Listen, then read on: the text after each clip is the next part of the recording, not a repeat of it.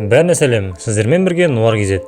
Алдыркөсе құпиялар жайлы кезекті видеоға да келіп жеттік. Өткен жолы кішкене ауыр тақырыпты талқылаған болатынбыз. Бүгін керісінше жеңіл тақырыпқа көшеміз. Ол тазша бала жайлы болмақ. Және бұл видеода сіздер шынымен жаңа нәрсе білесіздер. Сонымен қатар Алдыркөсе мультфильмі ендігіде басқа қырынан ашылатын болады.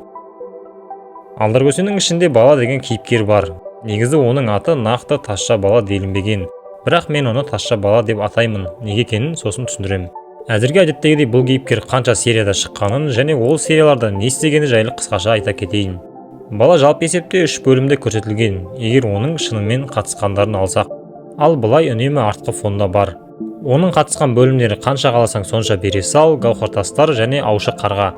Аушы қарға да көп көзге түспейді, ал қалған 2 серияда басты кейіпкерлер қатарына кіреді. Мысалы, гауһартастар эпизодында бала өзінің ең жоғарғы рөлін сомдады десек болады. Ол бұл серияны қызық қылғаны сонша Алдыркөседегі ең үздік сериялар қатарына кіргізуші едім. Ең алғаш бай базарда жұмыс істеп жүрген баланы байқап қалады. Оған жұмыс ұсынып бала келіседі. Екеуі малдың терісін алып тауға келу керек. Бай баланы алдап теріге байлайды. Сол кезде оны үлкен бүркіт тау шыңына апарып тастайды. Сөйтсе бүркіттің ұясында аса қымбат гауһартастар бар екен. Бай гауһарларды бері лақтыр, сосын қалай түсу керектігін айтам деп тастарды алып алған соң баланы лақтырып кетеді. Осы сәттен бастап бұл баланың өмірі мәңгіге өзгерді. Жүр менімен, саған бір жұмыс бар. Қазір. Ей, мисқарын! Мені қызметке ал. Ей, қолыңнан не келеді? Қолымнан жеу, ішу, тіл алмау келеді. Ей, артымнан қалма. Қазір. Ей, тоқта. Арбаға мен мінуім керек. Сен мына мүшектерді тасисың. Сен бәрін шатастырып ал. Мүшекті өзің тасы.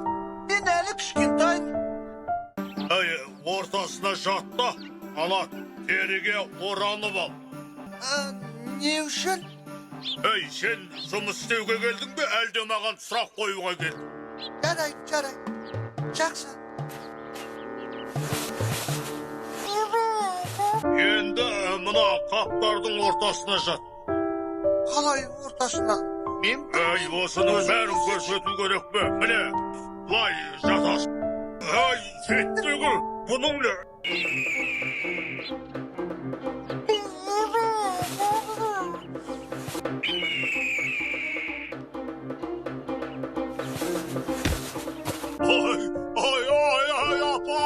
Ай, апа, құтқара көрмеді.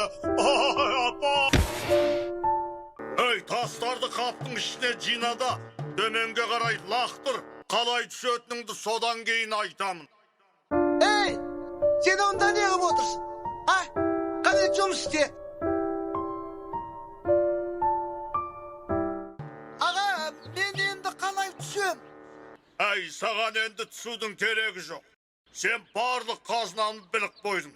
Біреуге айтып қойсаң, олар келіп бәрін алып қояды.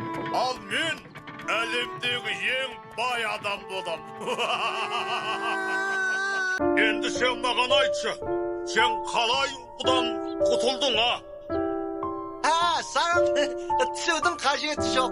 Сен енді дүниедегі ең бай адамсың ғой,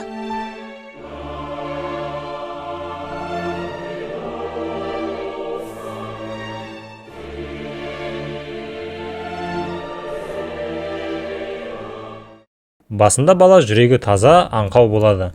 Ешкімнен күдік күтпейді. Соны пайдаланып, бай оны алдап кетті. Осы жерде өте қорқынышты жайт. Бай балаларды алдау оңай болған соң тек соларға келеді.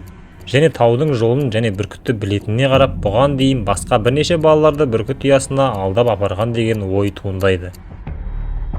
Неге тазша бала дейтін себебім өйткені соған ұқсайды. Негізі ол тазша емес, қу бала деген кейіпкерге қарап жасалған. Тіпті сондай ертегі бар.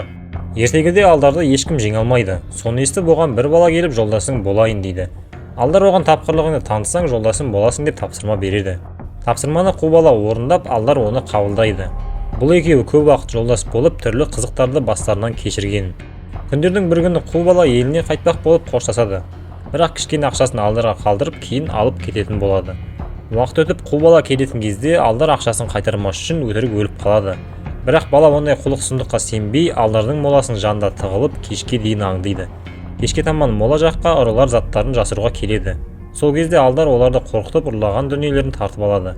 Ұрылар қашып кеткен соң қу бала шығып, Алдеке тіріліп үлгердіңіз бе деп сол жерде ұстайды. Сөйтіп екеуі заттарды бөлісіп, алдар ақшасын қайтарып, бала үйіне кетеді. Соңында осылайша алдар көсе қу баланы жеңе алмапты деп жазылған.